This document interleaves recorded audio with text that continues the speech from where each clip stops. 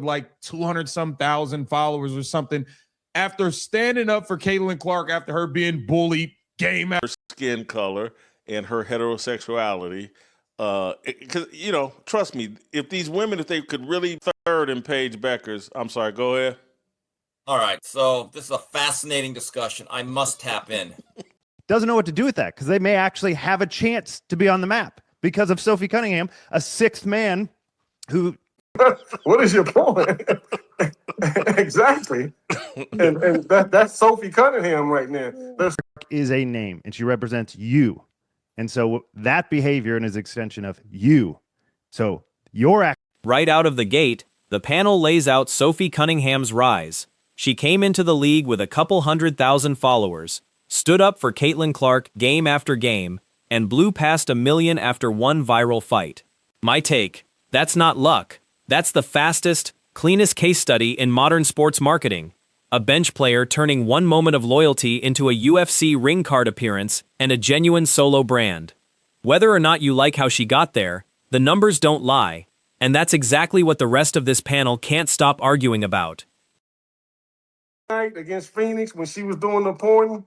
Yes. I felt like that was straight out of the WWE. That stage. Hey, she knew she was going to go viral for that. And I see what the league is. Well, I say the league, it's the women in the league is ticked off about that. They banned that, didn't they? No more finger porn. They're not trying to monetize off of it. It could be a bigger deal. It's the greatest meme going right now, and the league should. TJ's read is that the difference with Clark specifically is that a lot of the women in the league genuinely felt she hadn't earned the pedestal yet. Forget the college numbers. She hadn't dominated the pro game the way the hype suggested. That's a real defensible sports opinion regardless of what you think of Clark personally.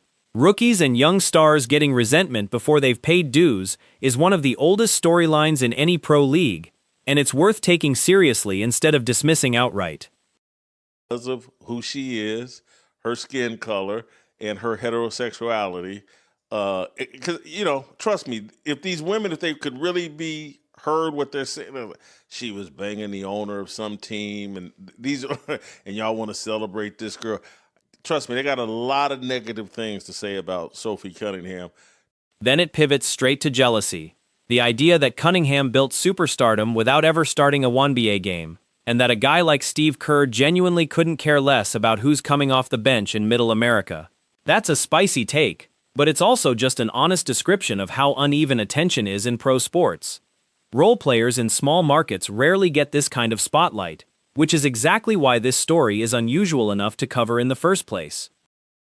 Last summer, did her little bow to the woke mob, and they knew they had her. Sophie's not done that. Sophie's done kind of the opposite of that and decided, well, if nobody's going to stand up for Caitlin, I guess I will. And I'll just tell you, Sophie, I think, I've read this, I don't know. I think Sophie's like a black belt in karate, something like that. Here's the stat that actually matters. Cunningham is a sixth man averaging under 10 points a game. That's not a knock.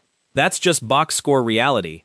And yet she's become one of the most recognizable names in the sport. My honest opinion, that gap between her per-game numbers and her cultural footprint is the single most interesting story in the WNBA right now. Way more interesting than whatever's happening in the standings, and it deserves more credit than the panel is giving it. TJ, a Mizzou guy, has known or aware of Sophie Cunningham a lot longer than the rest of us. TJ, am I wrong here for thinking that she is approaching being more hated than even Caitlin Clark?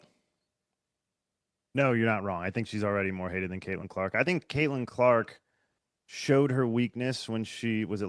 And of course, they get into the pointing moment against Phoenix. One side calling it straight up WWE, staged for virality, and noting the league banned it from official merchandise instead of leaning into what's genuinely the sport's biggest meme this year. I'm with the panel on this one. When your league's most discussed image of the season can't get turned into a t-shirt, that's not protecting anyone. That's just leaving free marketing on the table.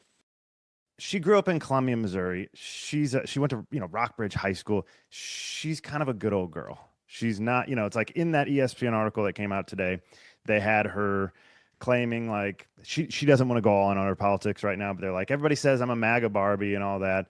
I don't claim to know her politics. I'm just telling you, in the same article, she came out and said, I don't want any men playing in our league. And so that's as close to a MAGA Barbie as you'll ever get in the WNBA. So yes, they hate her. And the bigger problem that they have is they were upset when they had one white girl as the face of their league. Now they have two white girls as the face of their league. And the WNBA is pissed. Now here's where the panel gets into real background. Cunningham grew up in Columbia, Missouri, went to Rockbridge High, and in that same ESPN profile everyone's been quoting all week, said flatly she doesn't want men playing in the 1BA. The panel's read is that this, on top of everything else, has turned her and Clark into two white girls, running the league's marketing at the same time. And that's a real tension some fans and commentators feel, even if plenty of others push back hard on that framing, as reducing a genuinely complicated fan reaction to just race. Both reactions are out there. This panel is clearly in the first camp. Because of who she is, her skin color, and her heterosexuality. Because, trust me, if these women, if they could really be heard what they're saying, she was banging the owner of some team, and and y'all want to celebrate this girl. Trust me, they got a lot of negative things to say about Sophie Cuningham. Somebody on the panel makes a genuinely great business point here. If the league won't put the point on merch, that's a wide open lane for Cuningham to trademark it herself, calling it the most famous finger in sports since E.T. My take: that's not a joke, that's real advice. Athletes have built entire apparel lines off less than a viral, universally recognized gesture, and it's baffling nobody around her has moved on it yet. TJ, a Mizzou guy, has known or aware of Sophie Cuningham a lot longer than the rest of us. TJ, am I wrong here for thinking that she is approaching being more hated than even Caitlin Clark? No, you're not wrong. I think she's already more hated than Caitlin Clark. I think Caitlin Clark showed her weakness when she was at. Then comes the real debate of the video. Is Cunningham a better marketer than Clark? The panel argues Clark's a great player but a shrinking brand every time her on-court behavior makes headlines, while Cunningham's out here as a UFC ring girl with an Adidas Crazy Energy PE, dropping July 24th at $120. And she's playing the media cycle like a pro. That's a legitimately confirmed shoe drop, not a rumor, and it's a fair marker of who's actually converting attention into business right now, even if Clark remains the far bigger overall draw. TJ, a Mizzou guy, has known or aware of Sophie Cuningham a lot longer than the rest of us. TJ, am I wrong here for thinking that she is approaching being more hated than even Caitlin Clark? No, you're not wrong. I think she's already more hated than Caitlin Clark. I think Caitlin Clark showed her weakness when she was at. TJ pushes back hard here, and I think he's right to calling Cunningham the face of the league is a bridge too far when Clark is still the name that comes to mind the instant anyone says 1BA period. It's a good reminder that marketability and being the face of a league aren't the same thing. Cunningham can be the better self-promoter without dethroning Clark as the sport's biggest overall draw, and both things can be true at once. TJ, a Mizzou guy, has known or aware of Sophie Cuningham a lot longer than the rest of us. TJ, am I wrong here for thinking that she is approaching being more hated than even Caitlin Clark? No, you're not wrong. I think she's already more hated than Caitlin Clark. I think Caitlin Clark showed her weakness when she was at. The Dennis Rodman comparison here is actually a smart piece of sports history. A guy averaging under 10 points a game, who became arguably the second or third most recognizable face in the NBA during the Jordan dynasty, once he leaned all the way into a colorful public persona instead of just his on-court role. That's a legitimate precedent for what's happening with Cunningham right now, and it's a much stronger argument than just calling it luck or looks. TJ, a Mizzou guy, has known or aware of Sophie Cuningham a lot longer than the rest of us.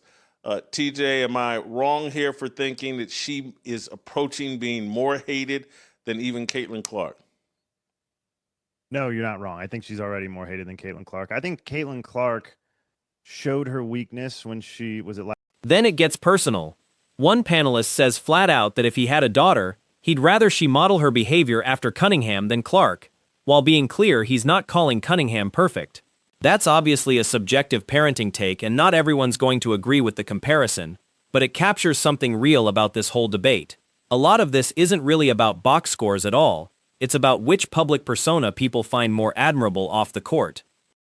TJ, a Mizzou guy, has known or aware of Sophie Cuningham a lot longer than the rest of us. TJ, am I wrong here for thinking that she is approaching being more hated than even Caitlin Clark? No, you're not wrong. I think she's already more hated than Caitlin Clark. I think Caitlin Clark showed her weakness when she was at. Steve closes it out with what I think is the sharpest read of the whole panel. It's not really about who complains to the refs. Every player does that. It's about body language and how it reads to the audience watching. His comparison of Clark's on-court reactions to a teenager having her phone taken away is blunt, but it's a genuinely useful lens for why some fans connect with her and others don't. Body language becomes the story precisely because millions of people are watching, whether that's fair to her or not. TJ, a Mizzou guy, has known or aware of Sophie Cuningham a lot longer than the rest of us. TJ, am I wrong here for thinking that she is approaching being more hated than even Caitlin Clark? No, you're not wrong. I think she's already more hated than Caitlin Clark. I think Caitlin Clark showed her weakness when she was at.